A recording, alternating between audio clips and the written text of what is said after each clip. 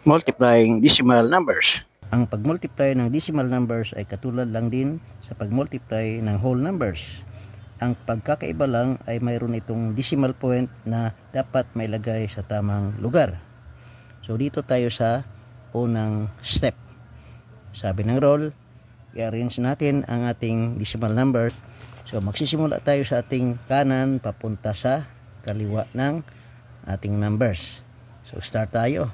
7 times 2 we have 14. Carry 1 to the next digit. 2 times 4 we have 8 plus 1 we have 9. Then dito na tayo sa ating second digit multiplier. 5 times 7 we have 35. Dito natin isulat sa second digit kasi nasa second digit na tayo ng ating multiplier. So carry 3.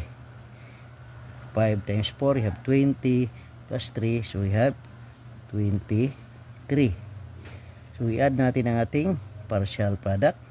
So we have 4, 9 plus 5, 14, carry 1, so 1 plus 3 we have 4, then bring down 2. Na paano natin malaman kung saan dapat ilagay ang ating decimal point? Sabi ng rule natin, count the number of decimal places in both multiplicand and multiplier. So bilangin natin ilang decimal places ba mula sa ating multiplicand at sa ating multiplier. So bilangin natin 1, 2, 3, 4. So mayroong 4 na decimal places ang ating dalawang factor. So sabi ng rule natin, dapat kaparehong decimal places pa rin ang ating decimal point doon sa ating final product. So bibilang tayo mula sa kanan papunta sa kaliwa.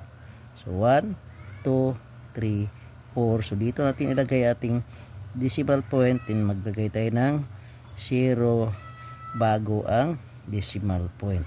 So ang ating answer ay 2,444 10 thousandths.